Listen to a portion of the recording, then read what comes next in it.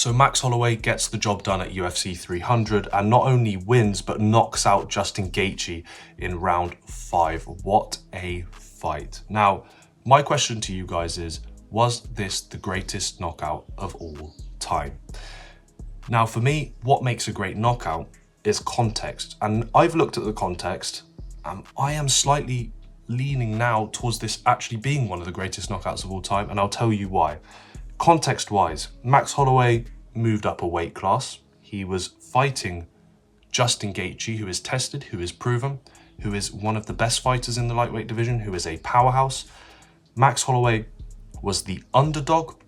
No one thought he could do it, and he did it. And number 4, right? Let's look at the judges' scorecards. He was up 10-9, 10-9, 10-9.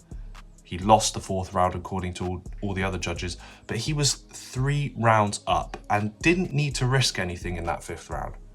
But what does he decide to do? With 10 seconds left, points at the canvas and says, let's have it, let's go, let's see who the baddest motherfucker is. And with 1 second left, Justin Gaethje drops his hands just a little bit too much and Max Holloway lands the KO blow and wins the fight, right? Those are the little things, context-wise, that are making me sort of lean towards this actually being one of the greatest knockouts of all time. And I was worried with Max going up to lightweight. I thought maybe Max would be a bit slower. I thought maybe his gas tank would run out a bit quicker. But this guy smoothly transitioned up a weight class seamlessly and looked even better, in my opinion, with regards to power. He had all the things he had before. Sharpness, speed, great striking, great head movement. And then on top of that, from moving to lightweight, he has more power. And he not only performs in the octagon when he's fighting, but when the mic is put towards him and he is asked how he thought the fight went, the usual shitty questions, he calls out Ilia Topuria. Perfect. I think a lot of fighters need to realize it. When the mic is shoved in your face, pause. When the mic is put in your face after a fight, it is your chance to promote your next fight already, or to give people a reason that you should fight someone. And he did that. He called out Ilia Topuria. Perfect. Ilia Topuria, did you see his reaction? He looked shit scared. I'm not saying he's scared, but he did look scared. Calls out Ilia Topuria. I think this is the fight that they need to make happen. I think, even though Max Holloway is quite young actually, 32, I think now with the amount of time he's spent in the octagon, I don't usually look at age, by the way. I look at more how long your career in the octagon has been, because that determines usually when you retire. With the amount of time Max Holloway has spent in the octagon, I do believe it would be beneficial for him to start going for gold. And I know he's fought the best of the best and had chances before, but I think now is the time he goes for gold. He goes and fights Ilia Topuria. But I do want to see him in the lightweight division again, because he looked really, really good. And I'm not saying that if he fights Ilia Topuria, he will perform worse or better because of weight, but I'd like to see him in the lightweight division again, just with that added power. Now, Ilia Topuria against Max Holloway, fantastic fight. 2 very, very good boxers. Both have power.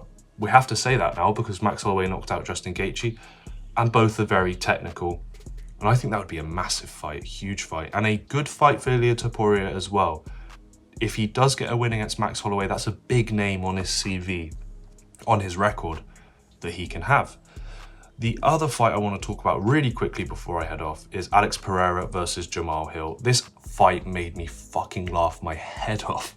Alex Pereira gets kicked in the nuts in the first round. Herb Dean goes to separate to give Pereira rest. Pereira says, no, I'll keep fighting. And then within at least 3 seconds, knocks down Jamal Hill and finishes him with ground and pound. Levels. There are levels to this game, and Alex Pereira just showed that today. And what I think, and why I like Alex Pereira, and why I support Alex Pereira actually, is because he doesn't mess around. Not with regards to how he fights, but with regards to his career. He has achieved so much in such little time. I think he has showed and shown us fans and the other fighters how to do it properly, which is fight the best of the best, fight when you can, wherever you can. Don't duck anyone. And if you're good enough, you will succeed, right? And that's what this guy has done. In a very short span of time, he has achieved so much in the UFC.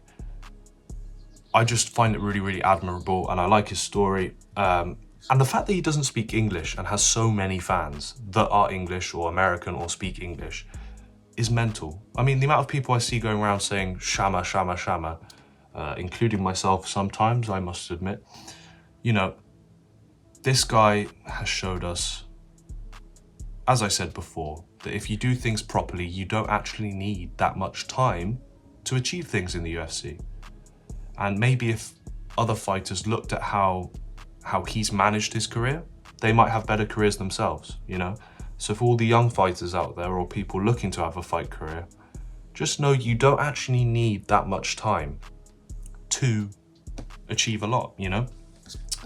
But yeah, class. Alex Pereira, levels above Jamal Hill. I don't know who I want to see him fight next, but I'm sure with the way that he manages his career, it will be a massive fight, of course. But my question to you guys, again, as I said at the start of the video, was Max Holloway's knockout the greatest knockout of all time? Let me know in the comments below. Did you enjoy UFC 300? And thank you for watching the video.